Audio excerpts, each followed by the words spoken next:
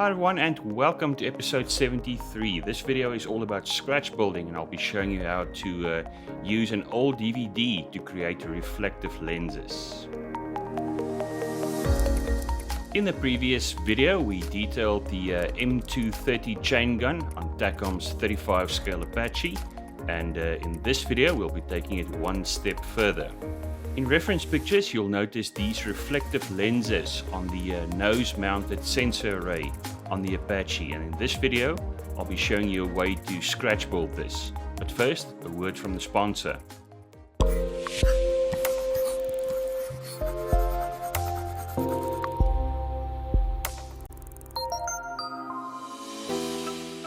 Guys, as you know, this build has been generously sponsored by Supernova Studio here in South Africa.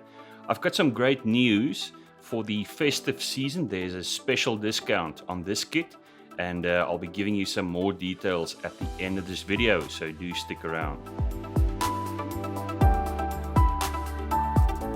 Let's get started. Takom includes clear parts for the sensor array, but the problem is they're just clear parts. They're not tinted and they don't have the special reflective look that one sees in reference pictures. Now, there's a number of ways to address this issue. You can either try and paint these clear parts from the reverse side, and there's a number of paints available that allow you to do this. The second option is to use an aftermarket lens kit. Now this one is from AOV Club, and you've seen me use this on armor builds before for viewing blocks, and this is certainly an option as well.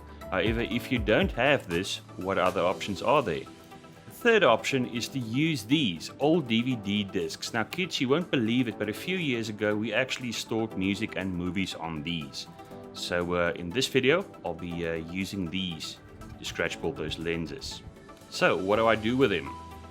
Well, some violence is required, and I smash these up into little pieces. And once this is done, you can actually peel this apart, and you can harvest a number of very useful materials, reflective materials, both opaque and semi-transparent, from these discs.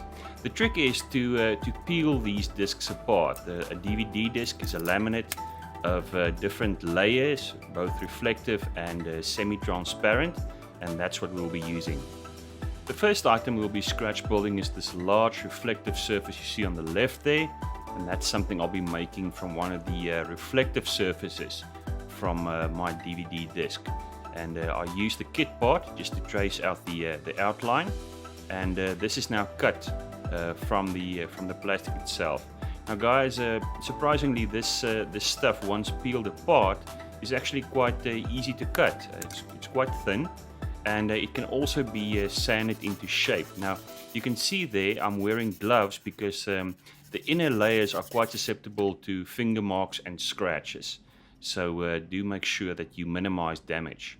And there you can see this is one I cut to the same size as the kit parts, and it's also the same thickness, so great idea to use a old DVD for this.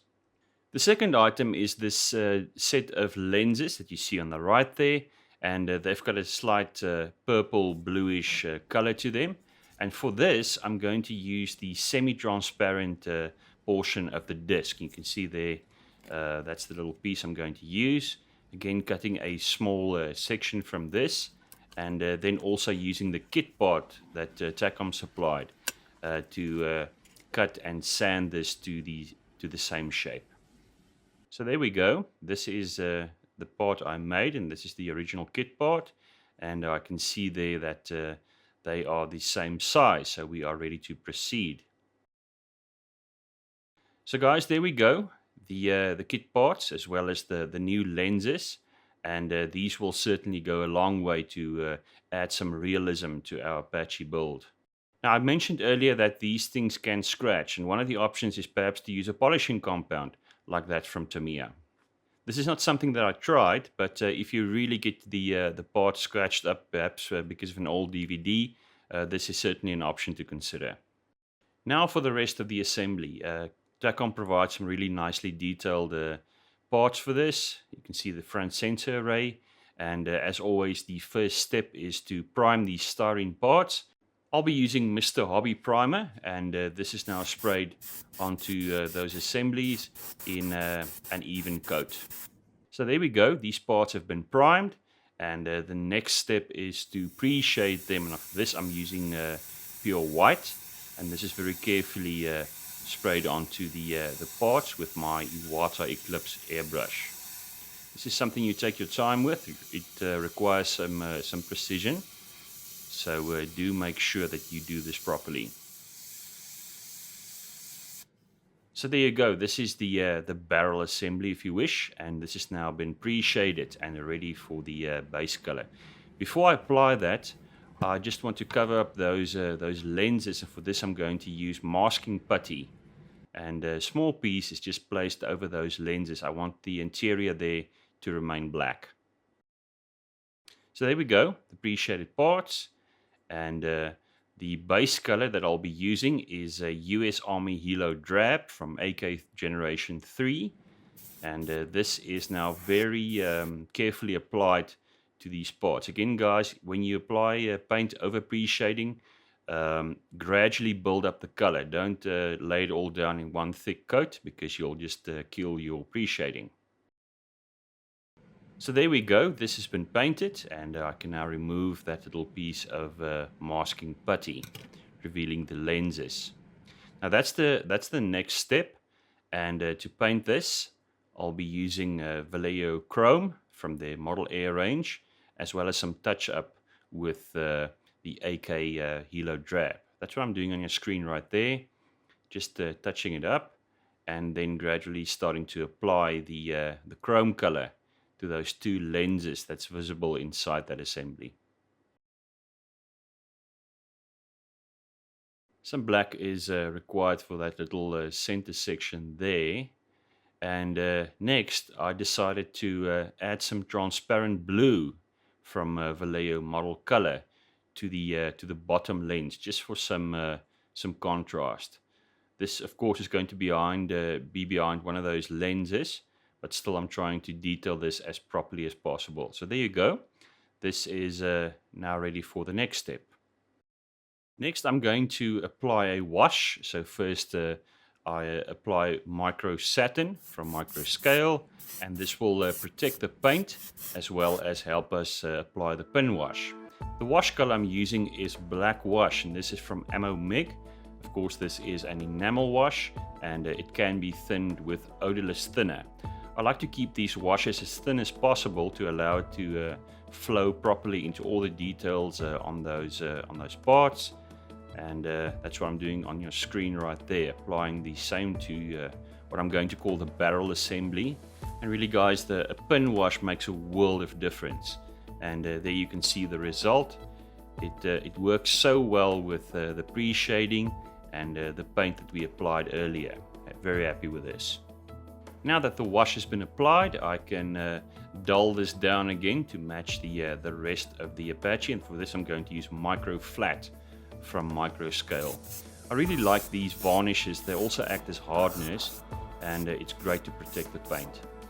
Some dry brushing with Vallejo Light Gray is up next, and again guys, apply this very sparingly. You just want to accentuate some of the raised detail there, and you don't want to overpower the Hilo Drab green color.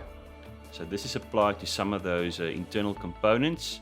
You can see there, bringing out the detail nicely, and also to the barrel assembly that holds the sensors.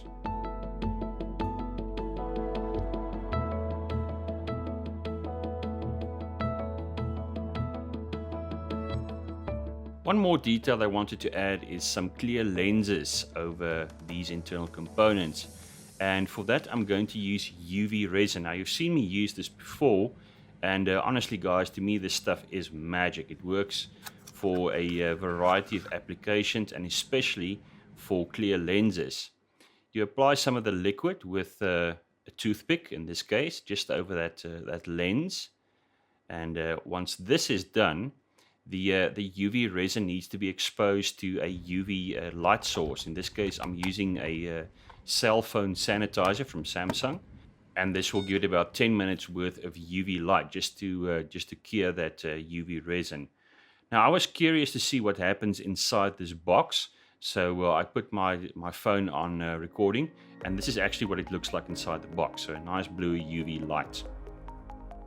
So there we go, these components have been detailed and completed, and I certainly love the look. All that remains is now to add the lenses. In reference pictures, you'll see that there's a thin red line running along the large reflective surface, and that's something that I'll be adding with flat red from Vallejo Model Color. This is easy to do. I just use a fine brush and just paint some of that red onto the edge of that reflective lens. There you go. That's the result. Certainly loving that. And this can now be glued to the assembly with Ultra Glue from Ammo Mig. Of course, this glue will dry completely clear, so if you do find that you mess up a little bit here, don't be too worried. This can also be removed with a damp brush. So the lenses are placed in position. Guys, and there we go. That is the completed sensor array, and this is certainly very close to the reference pictures that we see, and also a huge improvement on the simple clear parts that Takom provided. It looks great on the nose of the Apache. This is just a dry fit, and guys, I'm certainly thrilled with this result. It adds a lot of realism, and yeah, it's a way of using all those boxes full of old DVDs that no one uses anymore.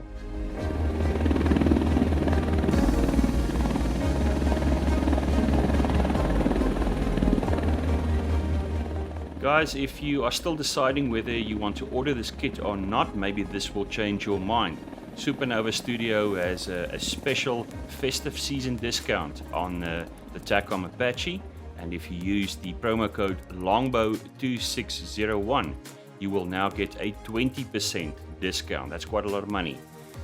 This applies only for December 2023, so do hurry up and order yours as soon as possible. Other good news is also that the T72 from Das Werk, one of my previous sponsored builds, is also on special.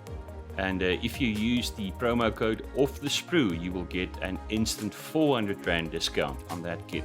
So guys, plenty of festive season savings to be had, and make sure that you make use of these opportunities.